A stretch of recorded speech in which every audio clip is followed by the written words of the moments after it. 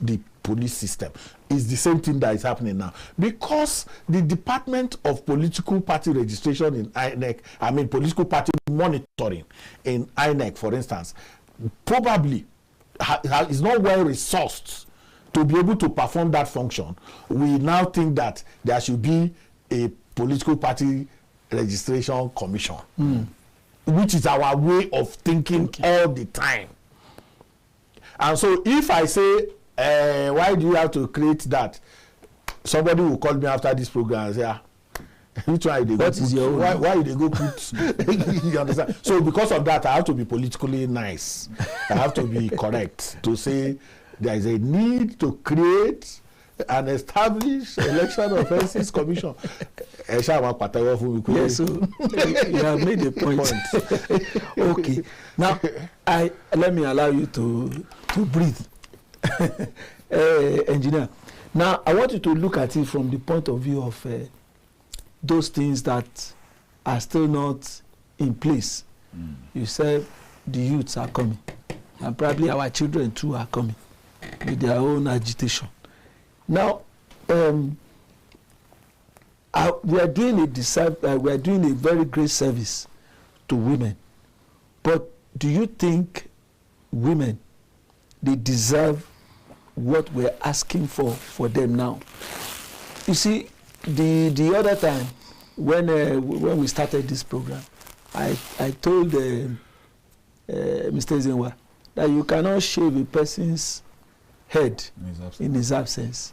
Those that we are all campaigning for, the women, where are they in this agitation? Are they equally involved in making a case for all these things, or is it the men? That because the men, are they the ones now that are championing this cause? From what you can see, I believe the women are strongly behind it. I've met a few of them in politics. They support this. They have been the primary movers for it. I truly have, this is me, I don't know how to say what I do not see inside. I truly do not see how it's going to work with reserved seats. I believe that equal opportunity, you cannot guarantee equal outcome. Once you guarantee equal outcome, you will have a whole new problem, because that's what we have with this quota system, that in one state, cutoff mark is 182 out of 200. Then in another state, cutoff mark is 13. 24. Yes. 13. This is state at 13. Then in the future now, you will now see that this one that had 13 now, we have far more people in service than the person who scored 182 at that point. So all of these things leave us with a skewed system. In my opinion, the women are doing well. The women we didn't need to lobby for them in banking. Go to almost any bank and ask them for the list of managers, and you will see 40% as women. Any bank. Right now. Because women are good in what they do. In my opinion, they just need that stigma dealt with. And that's what we are trying to do. Because it's a stigma matter, and I like what he said. I picked it up from him. It's not even a reserving of seats. It's a stigma thing that a woman in politics is not, she's not loose.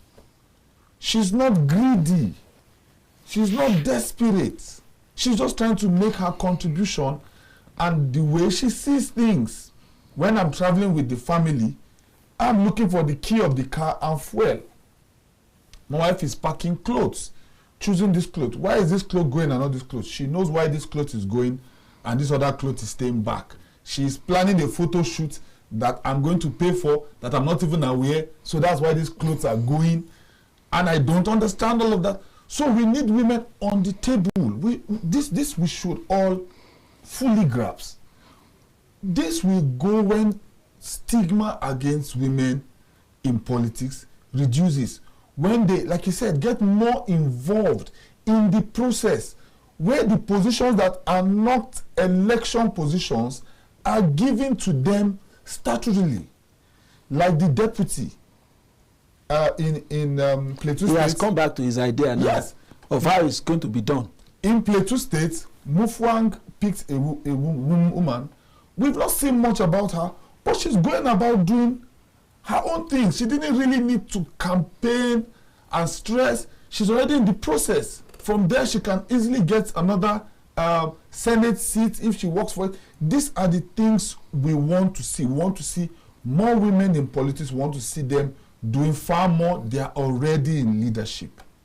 I believe in the next 30 years, 70% of the people heading companies. 30 years? Is that not long? This is my opinion. In 30 years, you will see them heading 70% of the positions that are not directly political positions. The president should give far more appointments. But we need to look for quality people, or else we'll be back on this table crying that the country is bad. In 30 years' time? If no, from now. Now, he has told us he believes so much in appointment rather than elective. How do we get, because that's what we've been saying on this table, how do we get more women participation? More women. See, this do we go to secondary school and start talking about it? Appointment is discretionary. And anytime discretion is on the platform, corruption is near. So when you make appointments, let's appoint women, there is no law to that. Nobody can be punished, no sanction. If you don't do it, there is no sanction. But laws have sanction. It has consequences. That's what makes law primary. And the other one, if I like, I do. If I don't like, I leave it. That's why I support engineer so much on the appointment, but I'm not going to lend him a lot of that. I would want to see laws that promote, participation of women, people living with disabilities, and when that doesn't happen, you understand, then there's a consequence for it. Part of our challenge is our lack of consequence management. We don't think too much about consequence for not doing something. So once you leave people, so participation has to be from the point of interest. What are we doing to interest our women to get more involved, not just in elective positions, but also in service positions? I can't talk. I have talking to my friends. I say, they no go come your house, come carry you. You have to come out. You come out so that you can be known. And there are other women who have come out. In the days where it was the patriarchy we are talking about today is not in today's reality. In the more patriarchal environments, Hajia Gambo Sawaba emerged. Yes. Queen Amina emerged from there. Funmilayo Ramsokuti emerged from there. Yes. Margaret Ekpo emerged from a more patriarchal system. So if you decide to tiptoe out of existence, it's your problem. It's not essentially, that the system, even when you liberalize the system as much as we say, some people will still not. It's still not until you remove those things he talked about, those stigma, those things that inhibits, a lot of women. So it is a classroom conversation that we're having. Yes. Where we can compartmentalize the challenges and the solutions. What are the cultural challenges that inhibit women? What do we need to do about that? Sensitization, and that is why you can host this program, and we are here talking about it so that people can hear and listen. So if an obstacle is placed in front of you, the thing to do is not to celebrate that obstacle. Is to begin to say, let us remove this obstacle. But sometimes we deodorize the obstacle. Yes, make them look nice. We deodorize it. We start, lamenting, talking, complaint industry, everything is about complaint. Not much is being done to shift that obstacle. Okay. Now, this bill has gone very far in the National Assembly. In fact, it has gone to passed second reading and they are about to start voting for it. But you know that the National Assembly does not fly with one wing. There is still the Senate there. The Senate hurdle is still there.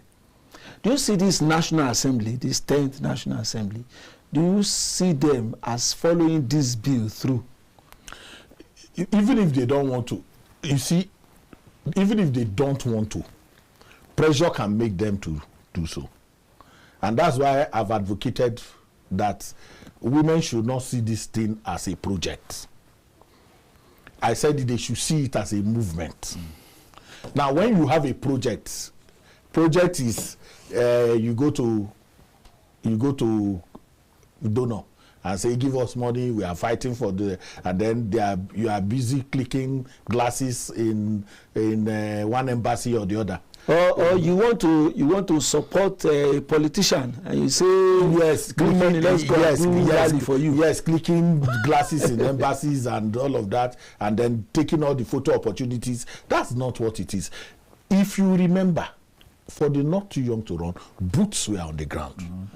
Young people mobilized throughout the country. In Borno State, I remember very well, when at the height of insurgency, over 2,000 young people marched to their State House of Assembly to say, because it's not, if it is constitutional amendment, even when you do that, you still have to go to get to third of the state assemblies supporting what you are saying. And if the governors of those states don't like what you are saying, even if you have passed it in the National Assembly, it will be killed at that level. So the mobilization cannot be a project. It has to be a movement that has, and let nobody start to build personality cults around the reserve seat for women, so that the glory, because part of our problem also is taking glory. We want to be, we fought for it. Yes. No, let it be a people's movement. Let in Enugu, women are going to their State House of Assembly and saying, men and women, not only women, going to State House of Assembly and saying, this reserve seat is not a joke. If it comes, we see it in Cross River, we see it in River State, we see it in Owerri, we see it in Yobe, in Damaturu, we see it in Jalingo, we are seeing it in Yola. All of that coming together, you that is a member of the National Assembly will know that, okay, this is a national conversation.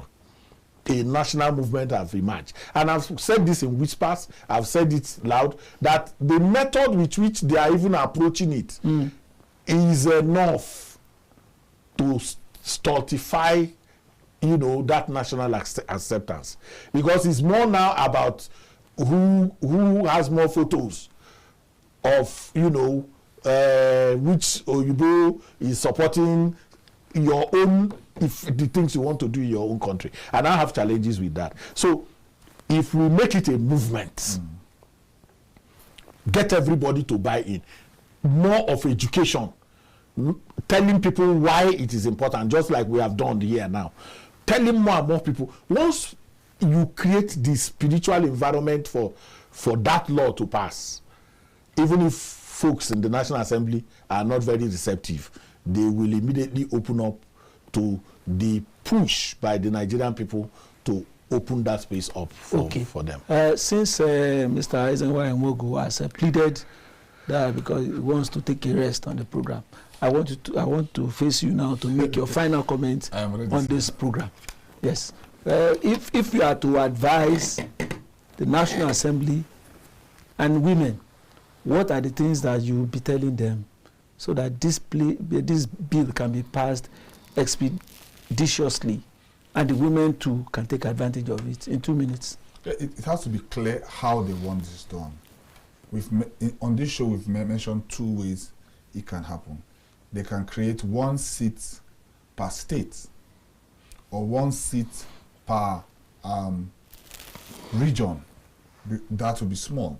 It will be small. Very small. So let's call it 1 seat per state. So you now have 36 additional. And then you are talking of a huge cost of governance. We have money for everything we want to do. You told me I have 2 minutes. You told me I have 2 minutes. So let's say this is the route you want to take, and then the women's election is also run through the parties, but only women can contest for it. We now have them on board. They come in. It's wonderful. There's another option which I have preferred here, that the position, this shouldn't be extra positions.